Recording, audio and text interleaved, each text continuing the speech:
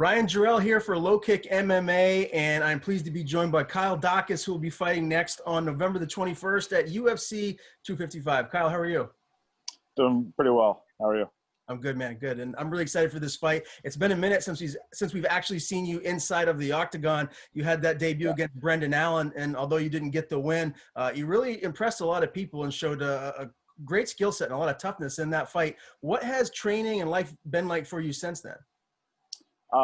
It's just the normal grind. You know, there's a few things that are different. You know, I bought a house with my girlfriend, so we're doing a lot of renovations right now at the house. But it's good because that's kind of keeping my mind off thinking of the fight 24/7. You know, I go to the gym, I'm training when I need to train, and then I go to the house and fix what I need to fix. So it's For good. sure. Are you still in the Philly area? Yes. Yeah, I'll be here for a while. I'm not leaving. So yeah. I don't blame you. That's a great area. I got to ask you too, like, what's the best Philly cheesesteak? Because I've only been to Philly once, and I went to Geno's, and I understand Geno's and Pat's are like two of the best, but I'm sure there's got to be a couple of those like hidden gems that you can. Yeah, you know, that's a big thing that people don't understand is that like passing Geno's, their cheesesteaks are just like tourist spots. Like they're not like the best. They're not the best ones around. If you ask anybody around, they're not going to say passing Geno's. I'm not a big fan of Tony Luke's. I think that the best cheesesteak in Philly is Steve's Princess Steaks, but you know that's just me. There's a lot of other places that I haven't tried yet. John's Roast Pork. I heard that was a good one. There's a Cafe Carmela. They said they're pretty good, but I haven't tried those yet. But for me, when I'm starving, I go to Steve's Princess Steaks and get American without and a nice spicy fry, and that's good. Yeah, that sounds good. That must be like the perfect, I guess, cheat meal after you get a big win. You just got to go over there and get your fill, right? Yeah, I used to do that after each fight. We would go to Steve's because I used to fight in the Armory, which is like 2 blocks down from the one that's near me. But now that I'm fighting in Vegas and stuff, I can't really go do that. So I have to kind of put up with the fake Philly cheesesteaks that they have there. So. How have those businesses been affected during the pandemic? Are they staying open? Like what is it like in the greater Philadelphia area right now? Yeah, I mean, a lot of the restaurants are outside. They just did a thing where I think they can do like maybe 20% capacity inside. So maybe it's like 12 tables, if that. But a lot of the places like Steve's and stuff like that, you can't sit down inside and eat. So you just go away and pick your cheesesteak up and roll out. But yeah, you know, a lot of the restaurants and stuff are still doing the outside thing and doing the inside thing. So it's working out. I mean, we're all adapting. So how has the pandemic affected you mostly? Is there like one area of your life you've had to adjust the most? I mean, not really. I mean, my life is pretty boring, honestly. I go to the gym, I come home, I hang out, and then I go back to the gym later at night, you know, and nothing's really changed. I mean, there's more restrictions and stuff as far as the gym, and it's not like open to the public or anything like that. But I get in there when I need to get in there, and yeah, nothing's changed. So yeah. Well, again, I mentioned your UFC debut back in June. It was actually a couple days before my birthday, and I was out actually celebrating with some friends, watching it next to a big campfire. And man, oh man, like I knew who you were before just because of FFC and, you know, regional champion and all of that. But, you know, you really showed up and showed out because I have a lot of respect for Brendan Allen. He's tough as nails, and I think he's, you know, going to be really someone to keep your eyes on here moving forward. Did you? Let me just ask, are you pleased, I guess, with your performance? I mean, you took it on short notice. You went in there and you went toe-to-toe with, I think, one of the better guys in the division. Like, looking back at it now, like, how do you, you know, digest all of that? No, you know, I'm not pleased. I would have been pleased if I won, but unfortunately I didn't. You know, that's the name of the game.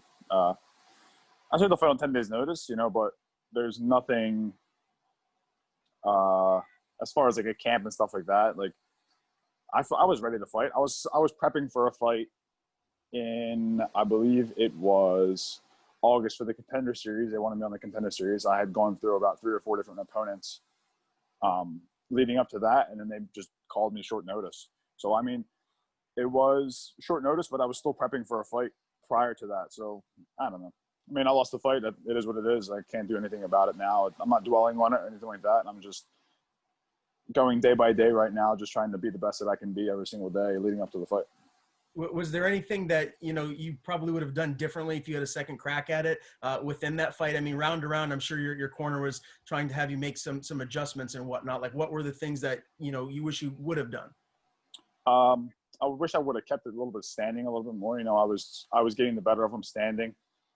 but I just did my usual thing and went for takedowns when I wasn't supposed to. You know, I watched the fight. I watched maybe half of the fight and turn it off. Like, I'm just disgusted with it, and I can't watch it, and it leaves a bad taste in my mouth and a little fire under my ass to get out there and train hard again and get back in the win column. But yeah. Is that a fight you're hoping to run back at some point soon? I will. I'm sure we will.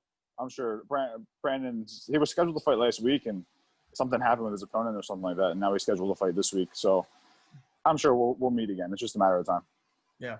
Well, again, that was one hell of a fight, and really, you put the whole MMA world on notice that they didn't know who you already were. I got to get your pick, man. He's fighting this Saturday, and it's going to be Sean Strickland. He was originally supposed to fight Ian Heinisch. How do you feel that fight with Strickland is going to play out, and how do you feel like if he does fight Heinisch, who do you think wins that one?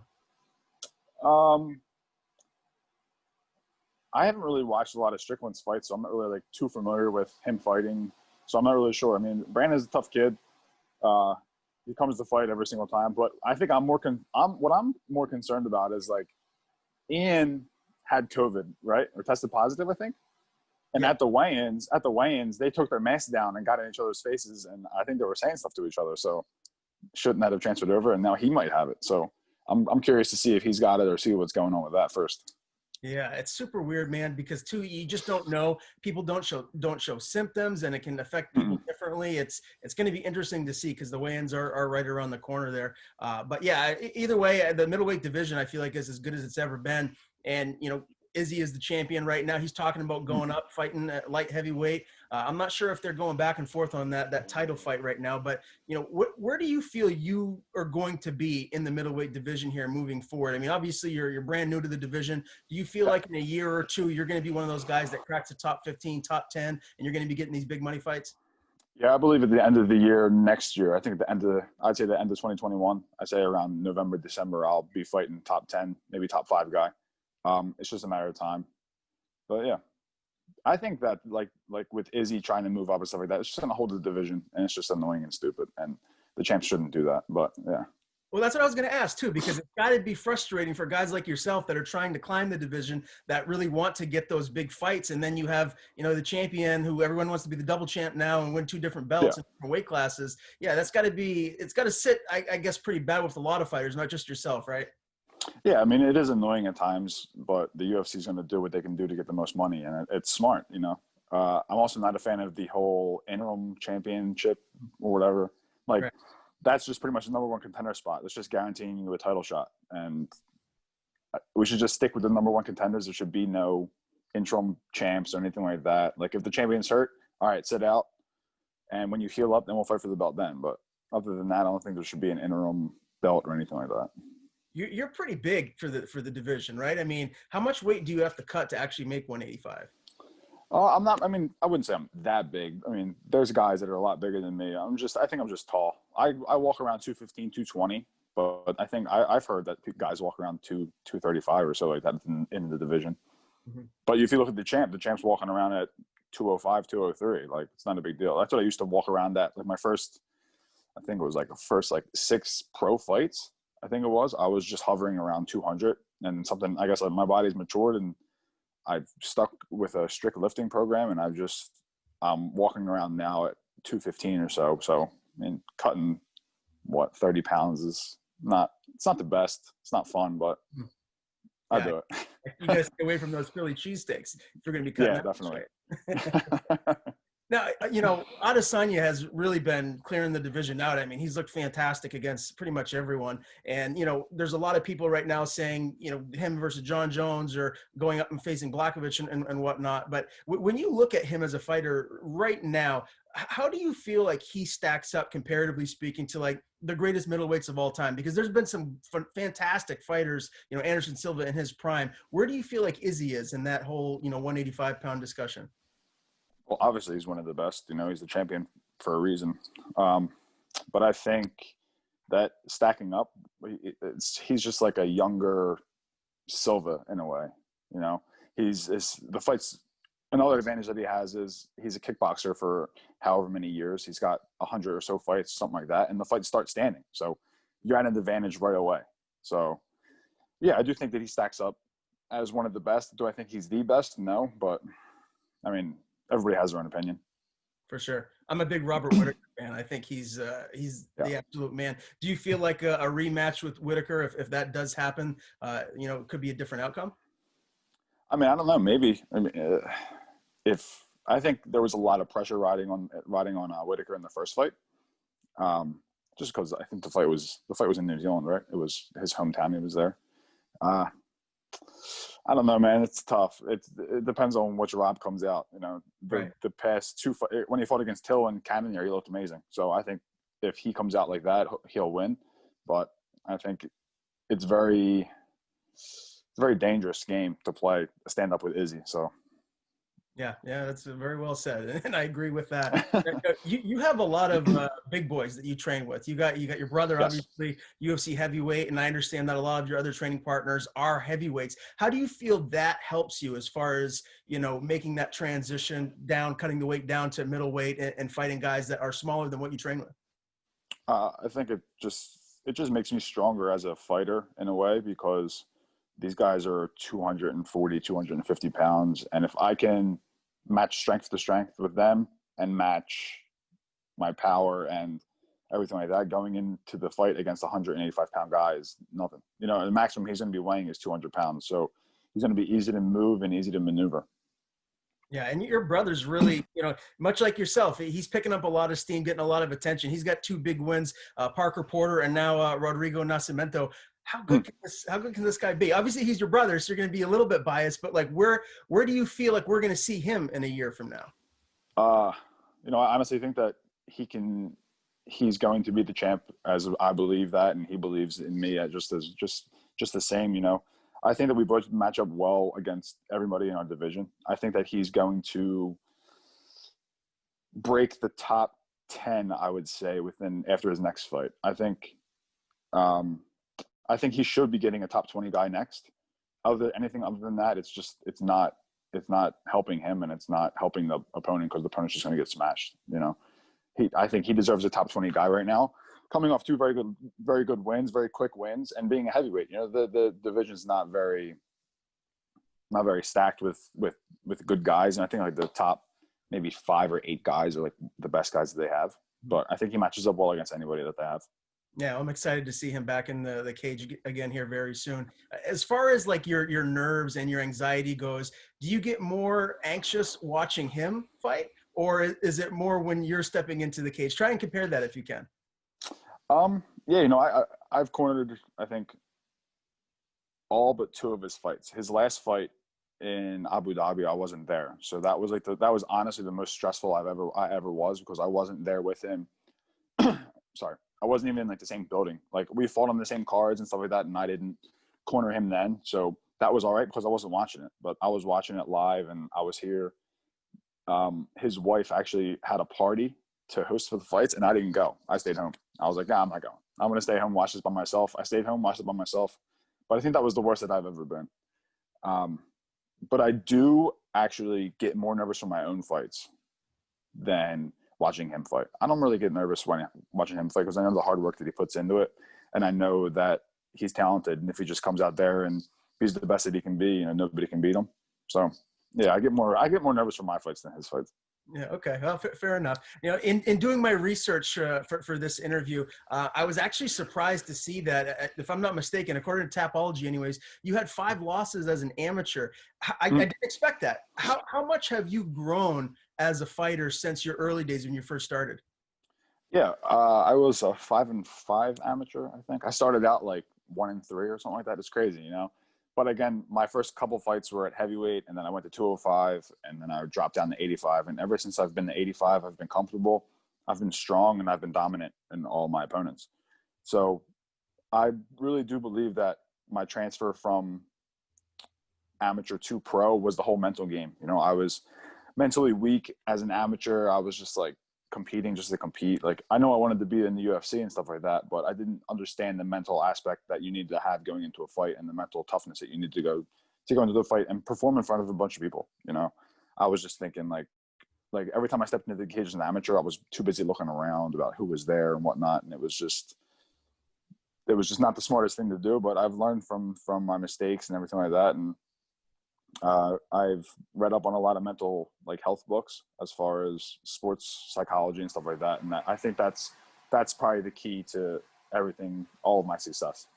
For sure. Well, things are going well for you now. Again, this next fight is UFC 255, November the 21st. And you're taking on Dustin Stoltzfus. I'm excited for this one, man. Yeah, he's another Contender Series guy, and he's 13-1. He's got a pretty darn good record. When do you actually leave for Vegas? Because it's 10 days away now. Yeah, I'll leave Tuesday on the 17th. I have an early flight. I think it's 8 a.m. I fly out there, and then I get tested. I get COVID tested, and then I'll have we'll get quarantined for 24 hours, and then I'll be cool to go.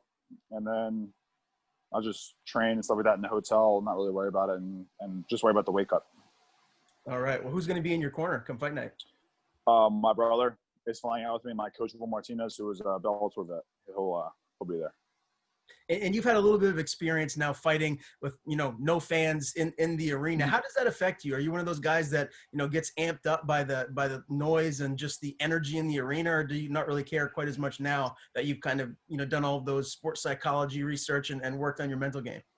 No, even though I read up on the books and stuff like that, I really do prefer that no fans. I really hope, it's a bad thing to say because it takes money away from the stadiums and stuff, but I really hope that we have fights with no fans anymore, because when you put testosterone and alcohol and fights together, it just things don't work out. I've been to fights and watched fights, and there's been fights in the stands next to me. I've been on the floor of the UFCs when the UFC came to Philadelphia, and there were fights on the floor when the fights were going on. So and I think that the crowds take away from you hearing the corners, and that's a big aspect of fighting, is making sure you hear the corners and making sure that you're sticking to your game plan. But you also need to be mentally tough enough to fight in front of millions of people. So, I'm a fan of no fans, but I know everybody else wants fans to come back. So, I don't know.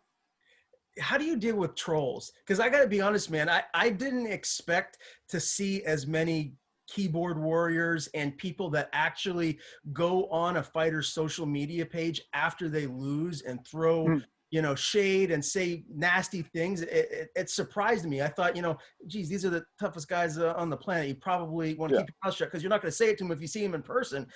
Have you experienced that, and how do you process that? You do experience it to a certain extent. A lot of the guys that message me, I just delete it right away. It's not I'll read it and be like, all right, but I'm in the UFC and you're over there behind a keyboard, probably working 9 to 5, so it's not a big deal. But no, it's really weird because you don't get a lot of people that send you rude messages and stuff. You just get people that send you other pages. The page will send a meme or something, and the meme has no relevance to anything that's going on, to my life, to the person's life. I'm sure they just send you a random meme just to get you to respond. But the first thing you got to do is just delete it. Yeah. So I just deleted it. My brother got a lot of it after his last fight. He got a lot of just random people messaging him. Even before the fight, he was sending me stuff saying that the people were like, yo, you need to watch the clinch. You need to do this. I think you should drill this. I'm like, yeah, dude, do you want to fly out and be in my corner? What's going on here? It's crazy. It's crazy. But I haven't gotten too much from the trolls yet. But I assume that it'll just increase with every single fight that I have. So. Yeah. Well, it really is crazy. I've been interviewing fighters now for 4 or 5 years, and fairly recently I started doing the video interviews, and not many people know who the heck I am. And I just got my first real nasty message. Someone was like, F you, so-and-so, this guy that I just interviewed who's in the UFC, and F you too, Ryan. And I was like, wow, okay. Wow. All right. And at least maybe I'm doing something okay. Let's talk about right. this. Doing something right. Right, yeah. Let's talk about this matchup with Dustin. Again, really excited. He's got a lot of submission wins, man. Do you feel like if you're just able to keep this fight on the feet, stuff any takedowns, that you're going to be able to piece him up? I do believe so. I do believe I have the advantage starting out on the feet, and I do believe I have the advantage on the ground. It's a fight, so obviously you're nervous going into it, but I'm confident in my ability on the ground and standing, and I know that he's too flat-footed and too slow and too stiff standing up, and that I'll just piece him apart. And I think I'll get a finish in the second round. But if you look at his last fight, this is what bothered me the most. I think if you look in his last fight, he came out completely different than he does every single other fight that he's had. Every single other fight that he's had, he's been very pressure oriented. He's been striking a lot. He switches his stance a lot and stuff like that. But his last fight, he was very hesitant and very flat-footed and just still and would just like try to counter and stuff. So I think my biggest concern is just how he's going to come out. I'm assuming he's going to come out and try to pressure me and try to prove something because he got a contract off of lifting a guy up and the guy posting wrong and slamming his arm. So, I mean, I wouldn't be confident going into the next fight after that. Like, I wouldn't be confident if I got a contract on lifting a guy up on a technicality, you know. But it is what it is. I have to just go in there and focus on what I need to do, and I can't really focus on like getting my game plan around his. I'm just focusing on me executing my game plan. Yeah, that Contender Series fight was against Joe Piper, you know pretty well. Yeah. Were you impressed at all by anything that Dustin did in that fight, or did you just kind of feel like, you know, he got in because of kind of a technicality? Yeah, I wasn't impressed. You know, I think it was just a matter of time until Joe knocked him out or Joe just finished on the ground. You know, Joe's a big, strong kid. He's very talented, and he'll come back even stronger than he's been. But I wasn't impressed at all by Dustin's performance in this fight. I mean, how can you be? I mean, he threw like 4 calf kicks and 2 punches, and that was it. And he slammed the guy. But yeah, I'm not impressed by him. Well, again, second round victory for yourself is what you're envisioning here in this fight. Yeah. If things do go as planned, you're healthy, you don't sustain any injuries here, are you going to maybe try and jump in again here really soon, or are you going to take a little bit more time off and try and get into full camp before your next fight? No, you know, as long as I don't come out of the fight in a hospital or like any scratches or anything like that, and I'm good to go, I'll make sure that I can fight within 8 weeks. But I also heard that the next like beginning of the year, I think, is back in Abu Dhabi. So I don't really want to do that because you got to fly out to Vegas for 2 days and then you have to fly 18 hours to Abu Dhabi and then quarantine. And my brother said it was not like the most fun thing to do, but you know, if I get offered a fight, I'm going to take it and I have to go. But if I had to make a choice, I wouldn't. Yeah. Being a good company man too. Again, the good side of Dana, that would always have to be. Good thing. For sure. Well, again, Kyle, I really appreciate the time, man. November the 21st, UFC 255. Kyle will fight Dustin Stoltzfus, and it's going to be a really interesting middleweight matchup. Before I let you go, man, if you want to plug your social media or anyone you want to thank, the floor is yours. Yeah, my Instagram is Kyle Daukaus. My Twitter is Kyle Daukaus, and I'm not on Facebook. So, yeah, give me a follow, give me a shout out, and thank you for your time for bringing me on here and letting me do this interview, man. I really appreciate it. Hey, it's my pleasure, man. Let's do it again soon.